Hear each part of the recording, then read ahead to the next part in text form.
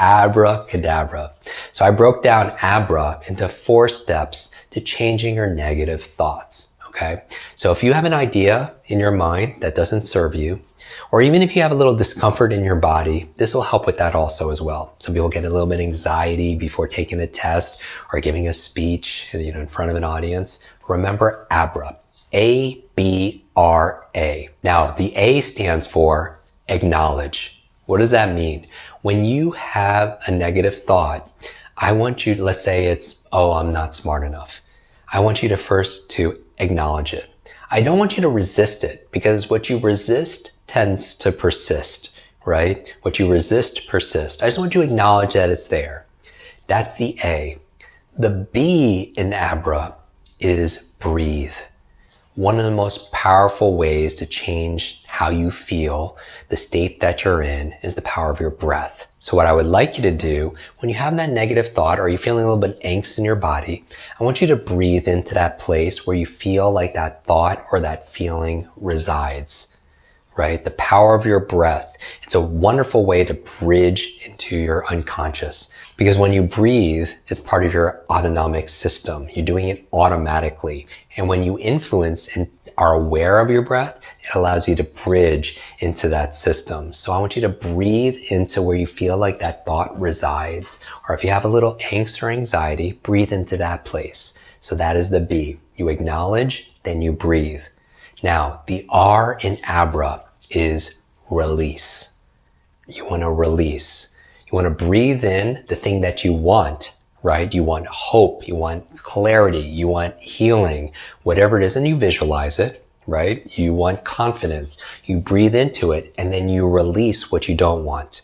You release that thought, you release stress, you could release anxiety. So you breathe in what you want to where it resides, and you breathe out the thing you don't want. You release it, right? Because some of these thoughts and some of these feelings are not yours to bear, right? And they weigh us down. So how are you going to soar to new heights and fly if you're carrying that extra weight? So breathe in and then release. And then finally, the last A in ABRA stands for align. What does it mean to align, right? You're going to reset and you're going to bring in with that breath the truth. And usually that truth is more empowering, and it's usually the opposite of the thing that holds you back. So usually it's the opposite of your negative thoughts. So what would be the opposite of that? So if it says that, oh, I'm not good enough, then this is, I am enough, right? I am good enough. I'm more than enough, right? And it's not because I bought or I created something. It's because I always have been and I always will, right? And that's you. And so what you want to do is align to the truth. So the truth is that you are smart enough, and come up with all those references and ideas. Sometimes we need to doubt our doubts and really believe our beliefs. And that's what I want to encourage you to do. Because in this lesson, I want you to really be conscious of this chatter. Sometimes this squelcher or this critic will talk ourselves out of success. And it's okay, because you can't stop it from talking, right? Just like your heart is there to beat, your mind is there to have thoughts.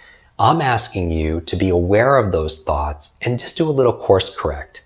When it's not something that feels good to you, then maybe you take control, you be responsible, you have agency, and then you talk to yourself in a way that you would talk to somebody you care about, somebody that you love, somebody that you want to be supportive of.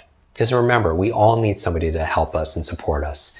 And if you haven't found that person, be that person. Especially be that person for you. Your thoughts are programming your mind. So you want to keep it positive. Keep it honoring your real self, your limitless self. So what I'd like you to do is in the comments, if you're willing, take a couple of negative thoughts that you might have and then tell me what the opposite is. What would you like to release and what would you like to align to? What is the new you? And that's really what it is. Sometimes finding yourself is not that difficult. Maybe it's just been buried, and sedated and muted by all the opinions and expectations of everybody else. That's why it helps to get quiet. Maybe do a little meditation, a little talk therapy, a little journaling, and learn who you really are. I believe that's part of life. having the curiosity to know yourself, and part of it is your identity, your beliefs, your self-talk, and the other is having the courage to be yourself. And that's a whole different game. But while we're on this journey together, let's do it with grit and let's do it with grace. Do the best we can. It's never perfect. Thinking is good. Overthinking, want to be perfect, not so good. The goal, it's just progress, and it starts with our thoughts, because those thoughts are things. I'm your brain coach, Jim Kwik, and I'll see you in our next lesson.